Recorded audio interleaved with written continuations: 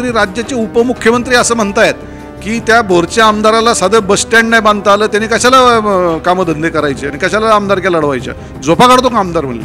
अहो पण मला एक सांगायचं आहे त्यांना की ही कामं ही राज्य शासनाची कामं आहेत. ही राज्य शासनाची कामं करायला सुद्धा जर तुम्हाला कुणाची परवानगी लागत असेल तर तुम्ही 64 कोटीचं कसं काय बांधलं बारामतीचं? मग तुमच्या 64 कोटीचं कौतुक तुम्ही कशाला सांगताय? मोदीजी ज्यावेळेस भोपाळला भाषण करतात की जलसंपदा विभागाचा सगळा घोटाळा मी बाहेर काढी, त्याच वेळेस ही मंडळी थेटपणे भाजपमध्ये तिसऱ्या दिवशी प्रवेश करतात. कशाचाच होतोय काय? अलीकडे पुरंदरला येऊ द्या, गुंजवणी धरण प्रकल्पातून पुरंदर तालुक्याला होणारा पाणी पुरवठा कोणी थांबवला? एखाद्या माणसाला खिडनीत कुठतरी अडकवायचं, कुठंतरी काहीतरी चुकीचं काम झालेलं असलं तो त्याची भीती दाखवायची आणि त्याला थेटपणे राजकारणामध्ये तो उघडा कसा पडेल हे बघायचं आणि त्याला आपल्याकडे घ्यायचं. ही भाजपची रणनीती आहे. तुम्ही फक्तच म्हणणार माझ्या मनाचा खासदार निवडून द्या तर मी तुम्हाला निधी देतो, म्हणजे हे कशाचं लक्षण आहे? म्हणजे ह्यांची ही आळीमिळी गुपचूप आहे आणि याच्यातून फक्त स्वतःचा राजकीय स्वार्थ साधायचा, वेळेला मतं घ्यायची, लोकांना उल्लू बनवायचं आणि एकदा मतं आणि सत्ता मिळाली की सरसकट सगळ्यांना विसरायचं. हीच परंपरा आजपर्यंत चालू आहे.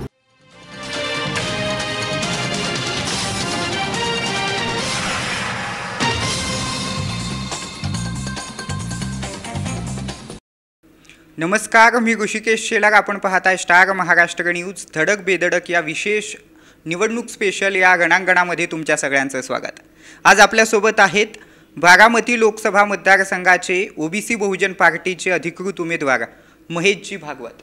महेशजी, तुमचं स्टार महाराष्ट्राच्या धडक बेधडक या मुलाखतीमध्ये विशेष स्वागत.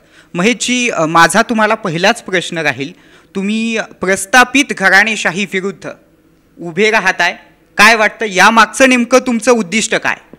हे बघा, बारामती लोकसभा मतदारसंघामध्ये गेली 35 वर्ष एकाच कुटुंबाची प्रस्थापित सत्ता त्या ठिकाणी आहे. त्या अगोदरही सर्वसाधारण 1985-84 साली पण थोडा कालावधी याच प्रस्थापित कुटुंबाकडं म्हणजे पवार कुटुंबाकडं त्या ठिकाणी विशेषतः या बारामती लोकसभा मतदारसंघामध्ये त्यांची सत्ता होती. वेगवेगळ्या माध्यमातून वेगवेगळ्या पक्षाच्या चिन्हावर, म्हणजे सुरुवातीला काँग्रेस असेल, त्याच्यानंतर समाजवादी काँग्रेस असेल, मग राष्ट्रवादी असेल, या वेगवेगळ्या पक्षाच्या माध्यमातून त्यांनी या ठिकाणी निवडणुका लढवल्या आणि आज तागायतसुद्धा या सगळ्या बारामती लोकसभा मतदारसंघाची सत्ता या लोकसभा मतदारसंघामध्ये त्यांची आहे. परंतु या बारामती लोकसभा मतदारसंघामधले जे मूलभूत प्रश्न आहेत त्याच्याकडे कायम यांची डोळेझाक आहे. या परिसरातला पाण्याचा प्रश्न असेल, त्यात पिण्याचा पाण्याचा, शेतीच्या पाण्याचा, सहकारी साखर कारखानदारीचा, ऊसाच्या शेतीचा, रोजगाराचा, औद्योगिकरणाचा, नागरी सुविधांचा, रेल्वेचा, कुठला म्हणून प्रश्न यांनी नीटपणे सोडवला आहे याचं कुठलंही उत्तर आज समर्पकपणे ते देऊ शकत नाहीत. दुसरी महत्त्वाची गोष्ट, गेल्या वर्षभरापूर्वी हे कुटुंब वेगळं झालं महाराष्ट्राच्या राजकारणामध्ये.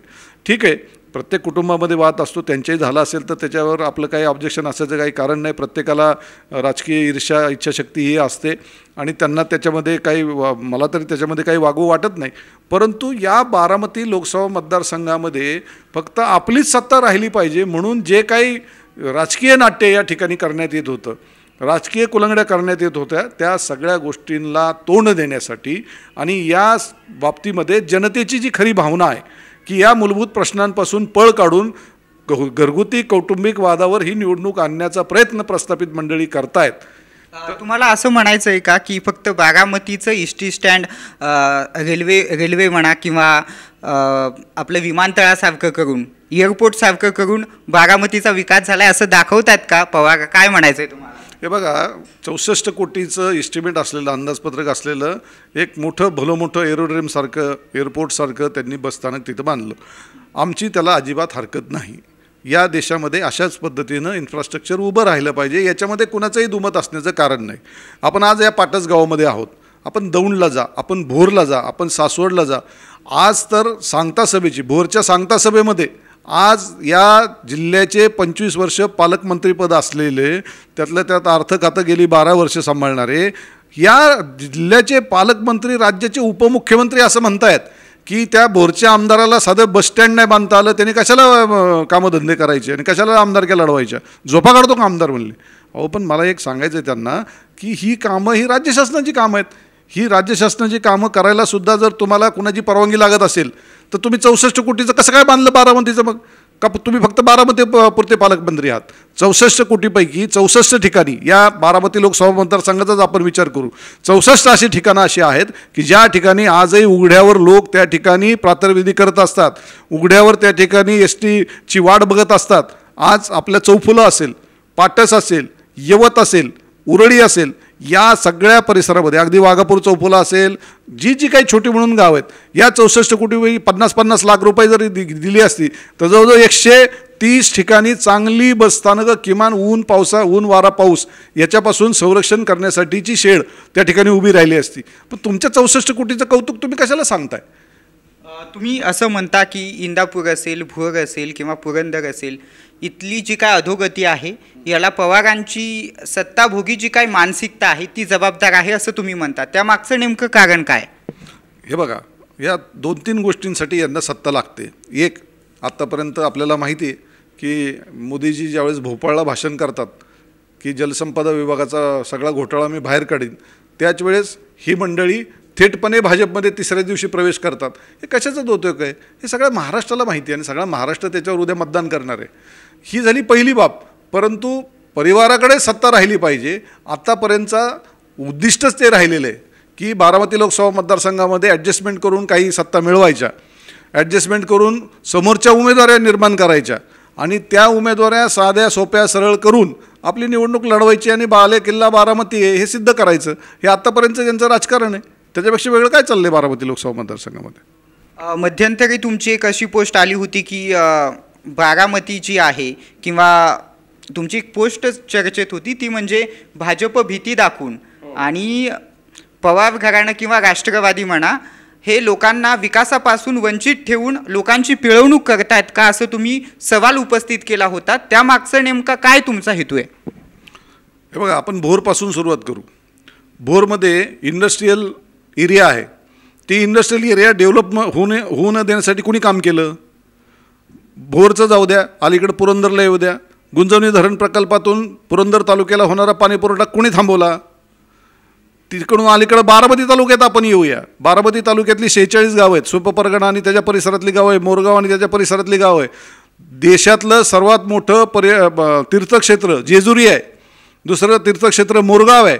मग मला सांगा, गेल्या 35-40 वर्षामध्ये इथला विकास का झाला नाही? साधं प्यायला पाणी नाही आहे या भागामध्ये. हा विकास कोणी थांबवला? दौंडला या ठिकाणी पाण्याचं राजकारण मोठ्या प्रमाणावर केलं जातं. इंदापूर आणि दौंडचं पाणी खडकवासल्याचं, परंतु खडकवासल्याचं पाणी तुम्ही बारामतीला नेता आणि दौंडला उघड्यावर आणता, दौंडचं रोटेशन एक कमी करता. हे कशाचं जोतक आहे? हे विकास कामामध्ये मुद्दाम काहीतरी कुलंगड्या करायच्या आणि लोकांना वेठीला धरायचं, तेच भाजपचं आहे. भाजप आता काल अभिजित देशमुखांचा एक विषय झाला पंढरपूरला, आपण दिसतंय ना, म्हणजे रोज एक घटना घडते. म्हणजे एखाद्या माणसाला खिडणीत कुठंतरी अडकवायचं, त्याचं कुठंतरी काहीतरी चुकीचं काम झालेलं असलं त्याची भीती दाखवायची आणि त्याला थेटपणे राजकारणामध्ये तो उघडा कसा पडेल हे बघायचं आणि त्याला आपल्याकडे घ्यायचं. ही भाजपची रणनीती आहे. त्यामुळे उदाहरणं शेकड्याने आहेत.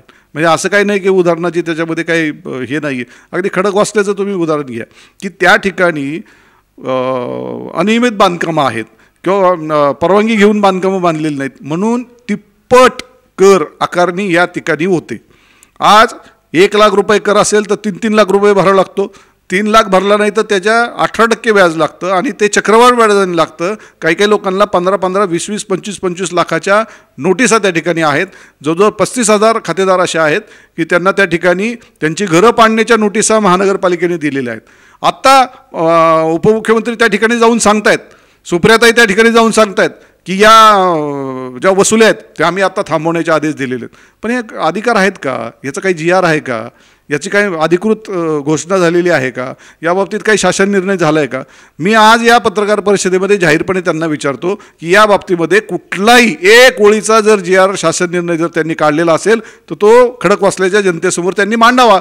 उगीच भुलतापात ठोकायच्या, मतदान होईपर्यंत मी करीन म्हणायचं. मी म्हणजे काय महाराष्ट्र शासन आहे का तुम्ही? महाराष्ट्र शासन काय कायद्याच्या बाहेर चालतं का? सर्वोच्च न्यायालय, उच्च न्यायालय यांच्या नियमाच्या बाहेर चालतं का?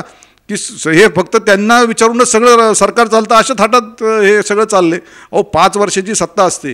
काल 2.5 वर्षाची होती, ती पण मध्ये गेली होती, ती परत कसे तरी बळजबरीने ह्यांनी आणलेली आहे. उद्याची राहते का नाही, टिकते का नाही, ते जाते का नाही माहीत नाही. आणि तुम्ही कशाला लोकांना राणा भीमदेवळी थाटामध्ये आश्वासन देत आहेत, काही समजत नाही. तुम्ही असं म्हटला होता की ननन भावजयाच्या भांडणामध्ये बारामतीकरांना काही इंटरेस्ट राहिलेला नाही. मग तुम्हाला असं वाटतं का हे जे काही भांडण चालू आहे हे पवार घराणे सोडून इतर कोणालाही सत्ता जाऊ नये म्हणून शरद पवारांचा हा डाव आहे का? तुम्हाला यावरती नेमकं काय म्हणायचं आहे? खूप चांगला प्रश्न तुम्ही खरं तर विचारलात आणि हा जनतेच्या मनातला प्रश्न आहे. पवार कुटुंबियांमध्ये भांडणंच होऊ शकतात का याच्यावर लोकांचा विश्वासच नाही आहे. कारण पवार कुटुंबीय it's a political corporate agency in Maharashtra and India. ते राजकारण हे अतिशय प्रोफेशनल पद्धतीने करतात. राजकारण करण्याची त्यांची पद्धत आहे ती आता जी काही नेहमीची धेडगुजरी पद्धत आहे, जी आपण पूर्वीच्या पद्धतीनं राजकारण बघायचं तशा पद्धतीचे नाही. प्रचंड प्रोफेशनल हे राजकीयदृष्ट्या कुटुंब आहे आणि म्हणून राजकारणात टिकण्यासाठी जे काही करावं लागतं त्याच्यातला हा शेवटचा पर्याय त्यांनी त्या ठिकाणी केलेला आहे. ज्या अर्थी अजित पवार स्वतःला म्हणतात की मी एकटाच आहे आणि पवार कुटुंबीय सगळे एका बाजूला झालं आहे, माझं तर असं म्हणणं आहे की पवार ब्रँड नावाचा जो काही ब्रँड महाराष्ट्रामध्ये आहे तो टिकवण्यासाठी केलेलं यांनी हे षडयंत्र आहे. दुसरं तिसरं काहीही नाही.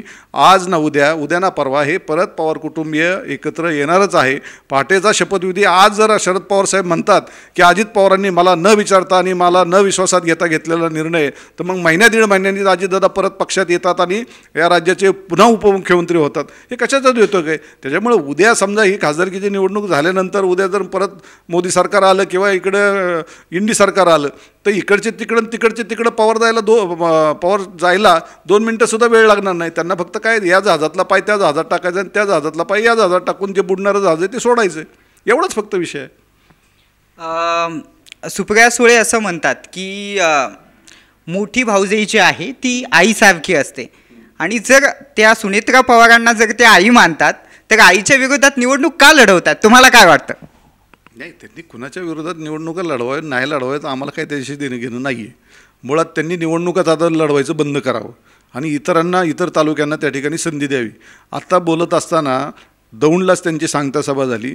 सहज बोलता बोलता ते म्हणले माझा एकट्याचाच फॉर्म दौंड तालुक्यामधून आहे, एखादा दुसरा अपवाद असेल परंतु एक प्रभावशाली उमेदवार म्हणून माझं त्या ठिकाणी गणना त्यांनी केली.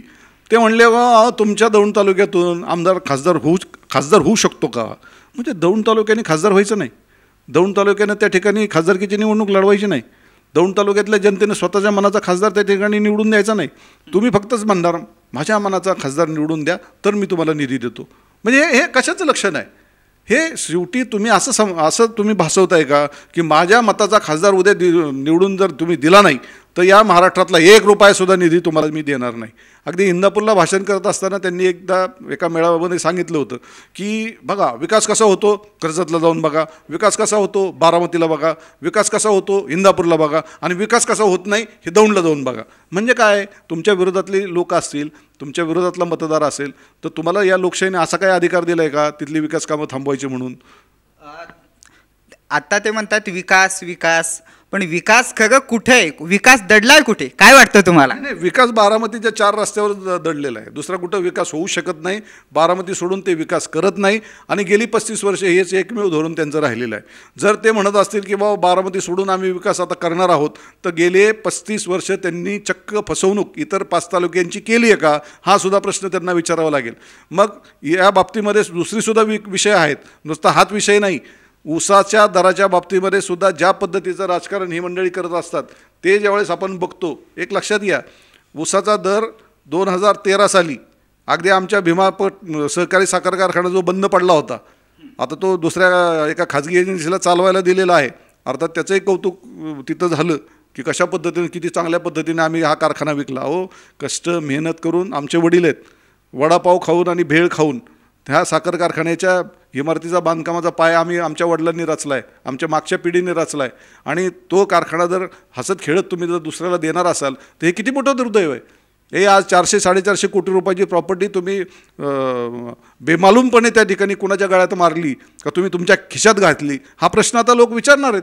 उद्याच्या काळामध्ये हा प्रश्नसुद्धा लोकांच्यामध्ये चर्चेला येणार आहे की हे या पद्धतीने जर कामकाज होणार असेल, ही सार्वजनिक संस्था आहे, ही काय कोणाची प्रायव्हेट मालमत्ता नाही आहे. इथल्या चुकीच्या कामकाजामुळं जर इथला कारखाना जर दुसऱ्याला विकायची पाळी आलेली असेल तर हे या महाराष्ट्रातल्या सहकाराचं दुर्दैव आहे. आणि तुम्ही स्वतःला जे पवार कुटुंबीय असं दरवेळी सांगितलं जातं की शेतकऱ्यांच्या खूप हिताचे निर्णय आम्ही घेतो, सर्वसामान्य जनतेच्या हिताचे आम्ही निर्णय घेतो. मग भीमा पाटाचं वाटोळं झालं त्याची जबाबदारी कोणावर? काल रोहित पवार बोलले, त्याच स्टेजवर आज सभा झाली. काल रोहित पवारांची त्याच स्टेजवर सभा झाली. रोहित पवारांनी थेट आरोप केला की या भीमा सहकारी साखर कारखान्याचं वाटोळं हे अजित पवारांनी केलं. अरे मग हे वाटोळं करायला 10-15 वर्ष लागली ना. मग त्यावेळेस तुम्ही बरोबर होता रोहित पवार. अहो तुम्ही त्यावेळेस सांगितलं असतं अजित पवार वाटोळं करतायत तर दौंड तालुक्यात जनता सुजाने सावध झाली असती आणि त्यांनी काहीतरी मार्ग त्याच्यावर काढला असता. म्हणजे ह्यांची ही आळीमिळी गुपचूप आहे आणि याच्यातून फक्त स्वतःचा राजकीय स्वार्थ साधायचा, वेळेला मतं घ्यायची, लोकांना उल्लू बनवायचं आणि एकदा मतं आणि सत्ता मिळाली की सरसकट सगळ्यांना विसरायचं. हीच परंपरा आजपर्यंत चालू आहे. म्हणजे या सगळ्याच्या माध्यमातून असं तुम्हाला म्हणायचं आहे की लोकांना आता बदल हवा आहे. काय वाटतं तुम्हाला? बदल?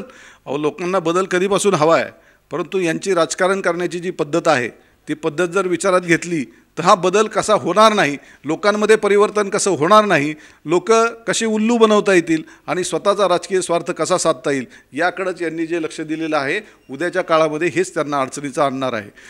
यांनी आत्तापर्यंत थोपटे साहेबांना त्रास दिला, जाचकांना त्रास दिला, तावऱ्यांना त्रास दिला, पुरंदरमध्ये जगतापांनाही त्रास दिला, जाधवरावांनाही त्रास दिला, शिवतरेंनाही त्रास दिला. सगळ्या बाबतींमध्ये, या सगळ्या बाबतींमध्ये ज्यावेळेस आपण हे राजकीय यांच्या कुलंगड्या बघतो त्यावेळेस या बारामती लोकसभा मतदारसंघामध्ये कुणी जन्मालाच नाही आलं पाहिजे, फक्त पवारच जन्माला आले पाहिजेत आणि तेच कायम सत्तेवर बसले पाहिजेत. अशा पद्धतीचंच राजकारण ही मंडळी करतात. ह्या निवडणुकीमध्ये लोकशाही विरुद्ध घराणेशाही काय वाटतं तुम्हाला? मुळात इथं लोकशाही नाहीच आहे ना. बारामती लोकसभा मतदारसंघामध्ये जर लोकशाही असती तर सुप्रियाताई किंवा अगदी थेट पवारसाहेबसुद्धा काल बोलताना त्या स्टेजवर म्हणले की या बारामती लोकशाही मतदारसंघामध्ये आता हुकुमशाहीचं तंत्र अवलंबायचा प्रयत्न सुरू आहे.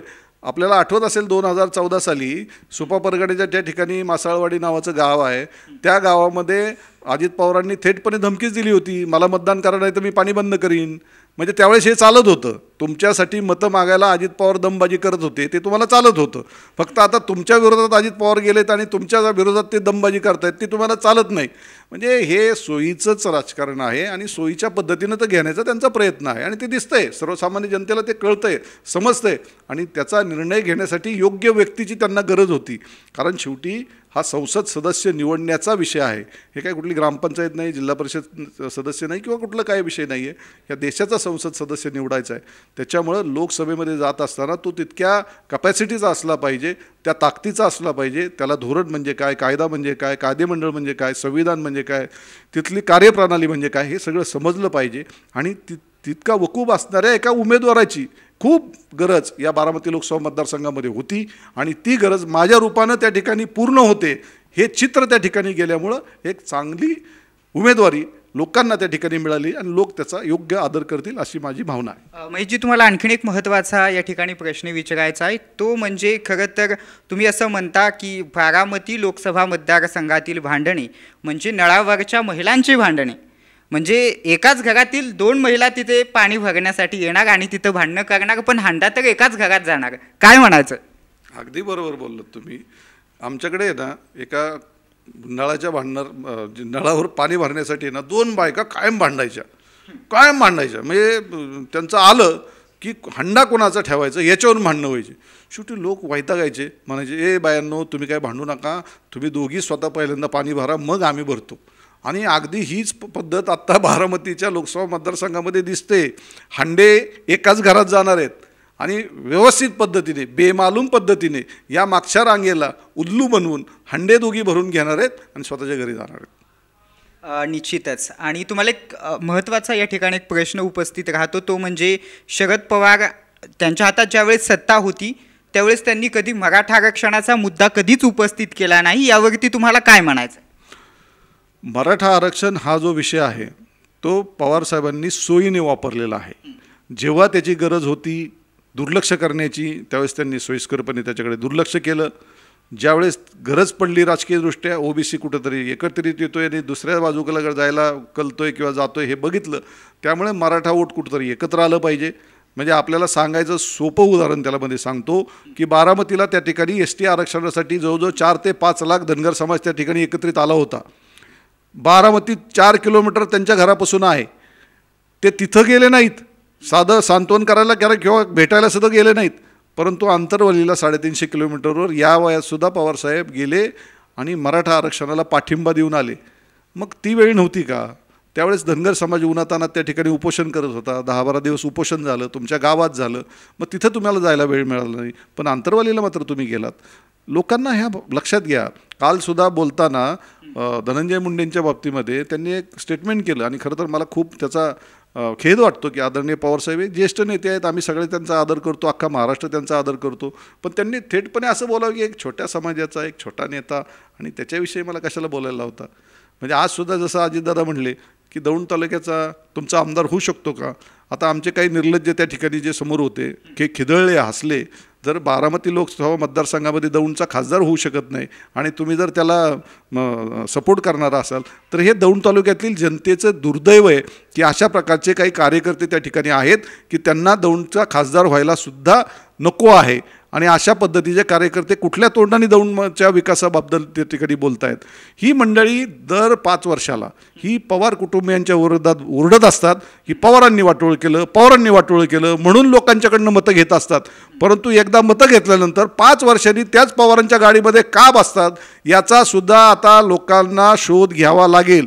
आता लोकांना असं वाटायला लागले की ह्या दोघांमधली आपसात जी भांडणं आहेत दौंड तालुक्यातली ही पवारांनी प्लॅन करून केलेली असतात. कारखान्याची निवडणूक असली की थोरातांनी पळून जायचं, बँकेची निवडणूक असली की कुलांनी पळून जायचं. बँक आणि फक्त आमदारकीच्या वेळेस यांनी लढायचं, जिल्हा परिषद आणि पंचायत समितीला यांनी लोक लढवायची, पण इतर लोकसभेची निवडणूक आली रे आली की यांनी एकत्रित बसायचं. हे जे षडयंत्र आहे हे षडयंत्र दौंड तालुक्यामध्ये कायमचं त्या ठिकाणी करण्याचा प्रयत्न या मंडळींचा असतो आणि ही त्यांची जी काय आपण म्हणतो मॉन्डेस ऑपरेटरी ही आता लोकांच्या समोर आलेली. निश्चितच एक महत्त्वाचा एक शेवटचा प्रश्न या ठिकाणी उपस्थित करायचा आहे, तो म्हणजे तुम्हाला अजितदादांनी काही प्रलोभना दिली होती का? आणि जर तुम्ही निवडून आलात तर बारामती लोकसभा मतदारसंघाचा चेहरा मोहरा तुम्ही कशा पद्धतीने बदलाल? खरं तर आज बरं झालं तुम्ही हा प्रश्न विचारलात. आज वरवणच्या सभेमध्ये अजितदादांनी सांगितलं की मी तुमच्या तालुक्यातला एक उमेदवार आहे, त्याला जिल्हा बँकेचं डायरेक्टर करतो म्हणलं, त्याला चेअरमन करतो म्हणलं, त्याला एक महामंडळ देतो म्हणलं, त्याला कॅबिनेट दर्जा देतो म्हणलं, त्याला विधान परिषद देतो म्हणलं, पण ती बाबा निघाला आणि त्याला खासदारच व्हायचं म्हणला. मला एक सांगा, मी निवडणूक कुठली लढवतोय हो? मी आमदारकीची लढवतोय, मी जिल्हा बँकेची लढवतोय. अहो तुम्ही जर खासदारकीची निवडणूक लढवताय आणि तुम्हाला वाटत असेल तुमचा उमेदवार माझ्या उमेदवारीमुळे त्या ठिकाणी अडचणीत आहे, एक तर तुम्ही तुमचा उमेदवार माघार घेतला पाहिजे आणि मला सपोर्ट केला पाहिजे. नसेल तुम्हाला ते मान्य तर तुम्ही फार मोठे नेते आहात, महाराष्ट्राचे आहात, देशाचे आहात, राष्ट्रीय अध्यक्ष आहेत ते एका पक्षाचे, त्यामुळं राष्ट्रीय अध्यक्षाला काही किरकोळ गोष्ट आहे ही. मग जर तुम्हाला तुमची खासदारकी अडचणीची वाटते तर तुम्हाला एक खासदार करायला काय हरकत आहे? माझ्या लोकांची, जी माझ्याबरोबर काम करणारी लोक आहेत त्यांची अपेक्षा आहे मला खासदार म्हणून बघायची, आणि त्यात त्यांचं काय वागवं आहे? छोटी माणसं असतील आमची, छोट्या समाजाचे असतील म्हणून काय आम्ही खासदार आमदार व्हायचंच नाही, आम्ही निवडणुका लढवायचंच नाही, आम्ही कोणाला काही सांगायचंच नाही, आम्ही जनतेमध्ये जाऊन मतं मागायची नाहीत, हे कशाचं देतो काय? पण त्यांनी अर्धसत्य सांगितलं. त्यांनी हे अर्धसत्य सांगितलं. त्याचा पुढचा पार्ट मी सांगतो. मी त्यांना हे सांगितलं, त्यांचे माझे संबंध आहेत हे सगळं जगजाहीर आहे, अख्ख्या महाराष्ट्राला किंवा पुणे जिल्ह्याला त्यातल्या त्या दौंड तालुक्यालाही माहिती आहे की माझे त्यांचे खूप चांगले संबंध आहेत. संबंध चांगले असणं हे काही वाईट गोष्ट नाही, परंतु या सगळ्या पार्श्वभूमीवर त्यांनी अर्धसत्य सांगितलं. दुसरं सत्य मी त्यांना सांगायचा आता मी आपल्या माध्यमातून प्रयत्न करतो. मी त्यांना असं म्हटलं की तुमची उमेदवारी खरंच एवढी जर त्या ठिकाणी त्यांनी सांगितलं, ते सावंत म्हणून कोणीतरी ग्रस्त आले होते त्यांचे नातेवाईक, ते माझ्यासमोर रडले, माझ्या पाया पडले. मी त्यांना एवढं म्हणलं, हे बघा तुम्हाला जर एवढं वाटत असेल की तुमची उमेदवारी माझ्यामुळे धोक्यात आहे तर मी उमेदवारी मागं घेतो, 100% मागं घेतो, पण ही उमेदवारी मागं घेतल्यानंतर मी कुठलंही पद स्वीकारणार नाही. मी राजकीय जीवनात त्या ठिकाणी राहू शकत नाही. नुसतं राजकीयच नाही तर सामाजिक जीवनसुद्धा मला त्या ठिकाणी उपभोगता येणार नाही. कुठल्याही सार्वजनिक ठिकाणी लग्न, दहावा, मयत, कुठलीही गोष्ट ज्या ठिकाणी लोक जमतात त्या ठिकाणी जाण्याचं नैतिक धाडस हे माझ्यामध्ये राहणार नाही. हे जर तुम्हाला मान्य असेल, दोन पर्याय असतील, याच्यातला जो पर्याय असेल तो मी स्वीकारतो. जर आपली एवढीच अडचण होते आणि एवढी तुम्हाला जर माझी गरज पडते तर ह्या दोन गोष्टीवर तुम्ही त्याला मला पर्याय द्या. हे अशा पद्धतीने अर्ध सत्य सांगू नये, पूर्ण सत्य सांगावं. मी माझी अस्मितेची लढाई लढतोय. मी या ठिकाणी ओबीसी, वंचित बहुजन जो घटक आहे त्याच्यावर जो काही वर्षभरामध्ये अन्याय झाला त्याच्या बाबतीमध्ये लढतोय. या ठिकाणी पाण्याचा प्रश्न आहे. गेली 2006 सालापासून मी घसा फोडून सांगतोय की या पाण्याचा प्रश्न तुम्ही खडकवासल्याचा असेल, या मुळशी धरणाचा असेल, हे सोडवा. हे नाही सोडवले तर आमचं खूप वाटोळ त्या ठिकाणी होणार आहे. आज उजनी कोरडं पडलंय. जर मुळशीचं पाणी त्या ठिकाणी क्लच म्हणून आपल्या ताब्यामध्ये असतं, 40 TMC पाणी आहे त्या ठिकाणी. 40 TMC मधलं 10 TMC पाणी सोडलं असतं तर भिगवणच्या खाली त्या ठिकाणी पाणी पोहोचलं असतं. आज त्या ठिकाणचा परिसर एका महिन्यामध्ये पूर्ण धुराळा होऊन जाणार आहे. उद्याची पुढची लागण सुद्धा त्या मंडळींनी त्या ठिकाणी केलेली नाही. ऊसाचं एक कांडकं तिथं लागणार नाही ही परिस्थिती आहे. त्या लोकांचे हाल कोण बघणार आहे? त्या लोकांच्या प्रश्नांवर कोण बोलणार आहे? आम्ही जर अशा माघाऱ्या घेतल्या आणि अशा पद्धतीनं जर पदं घेतली अंधारात जाऊन तर हे उद्या लोकांचे प्रश्न कोण मांडणार? या बाबतीत सुद्धा काही निर्णय झाले पाहिजेत ना. अर्ध सत्य सांगू नका. मेहरबानी करून आपण पूर्ण सत्य सांगा. या दौंड तालुक्यातल्या जनतेला अनेक उदाहरणं माझ्या बाबतीमध्ये माहिती आहेत. मग हे प्रलोभन तर त्यांनी 2019ला मी ज्यावेळेस भाजपबरोबर गेलो त्याच वेळेस दिलं होतं की तुला जिल्हा बँकेचा चेअरमन करतो, मेंबर करतो. मी म्हटलं आता हे कुठल्याही पदाला मला इंटरेस्टच राहिलेला नाही. मला व्हायचं तर खासदारच व्हायचं. आणि कशासाठी व्हायचं? तर खडकवासल्याच्या पाण्यासाठी व्हायचं. कशासाठी व्हायचं? तर मुळशीच्या पाण्यासाठी व्हायचं. कशासाठी व्हायचं? तर हे जे काही दलित, ओबीसी, वंचित, बहुजन घटक आहेत, आज 17,000 मतदान हे या घटकाचं आहे. कधीही तुम्ही त्यांना मोठेपणानं म्हणला नाही की आता यावर्षी आम्ही जरा आमच्या घरातून उमेदवारी मागं घेतो आणि तुमचा कुणीतरी उमेदवार त्या ठिकाणी द्या, आम्ही त्याला निवडून देतो. भले त्यांनी दौंडला म्हणायला पाहिजे होतं, पुरंदरला म्हणायला पाहिजे होतं, खडकवासल्याला म्हणायला पाहिजे होतं, परंतु ते कुठल्याही मतदारसंघात तसं बोलले नाहीत. स्वतःच्या कुटुंबातली महिला त्या ठिकाणी उभी केली. आणि आता ज्यावेळेस बेटी बचाव किंवा बीवी बचाव असं काहीतरी एक वेगळं समीकरण या ठिकाणी तयार होते, त्यावेळेस तुम्हाला आता लक्षात आलं की उद्या जर हा वंचित बहुजन घटक एकत्र झाला आणि 17 लाख मतापैकी 5 ते 6 लाख मतं जर एकत्र आली, म्हणजे 30 ते 40% मतं एकत्र आली तरीसुद्धा आपला पराभव होऊ शकतो. ही जाणीव ज्यावेळेस झाली त्यावेळेस हे प्रकार आता सभेमध्ये सांगायला त्यांनी सुरुवात केलेली आहे. म्हणजे आम्ही जे वंचित बहुजन घटक आहोत ते संविधानिक पदापर्यंत जाण्यासाठी कशा पद्धतीनं रोखलं जातं त्याचं मूर्तिमंत उदाहरण म्हणजे आज त्यांचं स्टेटमेंट आहे. पवार आणि बारामती आणि पवार हे जे काही समीकरण आहे ते तुम्ही बदलू शकाल? पिढ्यानपिढ्या हे समीकरण खूप वर्षापासून चालत आलेलं आहे. समीकरणं हे नेते बदलत नाहीत. समीकरणं राजकीय निवडणुका बदलत नाहीत, मतदार बदलतो. ज्या दिवशी मतदार हा राजा होऊन त्या ठिकाणी निर्णय घेतो त्यावेळेस भल्या भल्या सत्तांचा पराभव त्या ठिकाणी झालेला आपला दिसून येतो. बारामती लोकसभा मतदारसंघामधली जनता प्रश्नांमुळे त्रस्त आहे. त्यांना त्याची नीट उत्तरं मिळत नाहीत. फक्त निवडणुका आल्या की त्याच्यावर कुठली तरी मलमपट्टी टाकली जाते. सुप्या परगण्यामध्ये मागच्या पंचवार्षिकला कांचनताई कुल यांच्या प्रचारासाठी देवेंद्र फडणवीस मुख्यमंत्री असताना आले होते. ते त्या ठिकाणी म्हणाले होते माझं नाव देवेंद्र आहे परंतु मी भगीरथ बनून या सुप्या परगण्याला पाणी आणीन, तरच नावाचा देवेंद्र. त्याच नंतर 4 दिवसांनी अजितदादा पवारांची त्या ठिकाणी सभा झाली. हे कोण पाणी आणून देणार आहे? पाणी तर फक्त अजित पवार आणू शकतो आणि जर पाणी नाही आणलं तर पुढच्या 5 वर्षामध्ये मत मागायला येणार नाही. मग आज अजितदादा सगळा महाराष्ट्र सोडून राष्ट्रीय अध्यक्ष हा बारामती लोकसभा मतदारसंघ सोडून सुद्धा जात नाहीत. रोज ह्या गावात जा, त्या गावात जा, याला फोन कर, त्याला फोन कर, त्याचं पाया पड, याला दम दे, त्याला काहीतरी म्हण, त्याला काहीतरी प्रलोभन दे. कशासाठी चाललंय? जर तुम्ही तुमचे प्रश्न जर जनतेचे सोडवले असते आणि जनतेला एक योग्य मार्ग त्या ठिकाणी दिला असता तर आज कशाला जनता तुमच्या विरोधामध्ये त्या ठिकाणी जायला लागली असती. आता तुमच्या लक्षात यायला लागलं आहे की आपल्या शेजारची मलिदा गँग आहे ही चुकीचं सांगते. आपल्या शेजारी जे लोक आहेत ते चुकीच्या पद्धतीनं आपल्याला फिडिंग करतायत. आता तुमच्या पायाखालची वाळू त्या ठिकाणी घसरायला लागलेली आहे. मग लोक कुणाकडे तिसरीकडे जात आहेत. मुळात आमचा जो मतदार आहे हा काय चौकात येऊन बोलणारा नाही. आमचा 12 बलुतेदार मुस्लिम दलित हा वर्ग स्वतःचं पोट हातावर घेऊन जगणारा वर्ग आहे. तो शेतामध्ये काम करत असतो, वेगवेगळ्या छोट्या छोट्या व्यवसायामध्ये काम करत असतो. त्याला राजकारणामध्ये वेळ नाही. परंतु ज्या दिवशी तो मतदानाला बूथवर जाईल त्यावेळेस त्याला ज्यावेळेस लक्षात येईल की माझा प्रतिनिधित्व करणारा माणूस एक खमक्या माणूस त्या ठिकाणी विरोधामध्ये उभा आहे आणि विशेष म्हणजे सगळी प्रलोभनं लाथाडून, दिलेली पदं लाथाडून जी पदं देण्यासारखी परिस्थिती असताना आणि घेण्यासारखी परिस्थिती असताना सुद्धा हा माणूस ही सगळी पदं लाथाडून आज जर या खासदारकीला उभा राहतोय तर निश्चित स्वरूपामध्ये या माणसाला निवडून दिलं पाहिजे. त्यामुळं त्यांनी ट्रकमध्ये बसायचा निर्णय घेतलेलाच आहे. गाड्याला बंद पडायची परिस्थिती आली आणि तुतारीचं तर हवा बंद त्या ठिकाणी त्यांनी आपोआप स्वतःच्या हाताने केलेली आहे. त्याच्यामुळं उद्या माझा गुलालाचा ट्रक तयार आहे आणि तो संसदेमध्ये जाणार आहे. निश्चितच. तर आपल्यासोबत होते बहुजन ओबीसीचे महेशजी भागवत. महेशजी, खरं तर तुम्हाला पुढील वाटचालीसाठी आमच्या चॅनलकडून लक्ष शुभेच्छा. महेशजींच्या बोलण्यामधून आपल्याला असं जाणवलं, मी वंचितांच्या बहुजनांच्या विकासासाठी झटणार आहे. जरी मला अजितदादांनी काही प्रलोभनं दिली असली तरी मी ती सगळी धुडकावून लावलेली आहेत, कारण मला जनतेचा विकास करायचा आहे, असं त्यांचं म्हणणं आहे. येत्या निवडणुकीत कोण बारामतीचा राजा होईल ते आपल्याला कळेलच. यासह वेळ झाली इथेच थांबण्याची. तुम्ही मात्र कुठे जाऊ नका. ताज्या आणि महत्त्वपूर्ण बातम्यांच्या अपडेटसाठी पाहत राहा स्टार महाराष्ट्र न्यूज. रहा परिपूर्ण बातमीसोबत, इतरांपेक्षा एक पाऊल पुढे.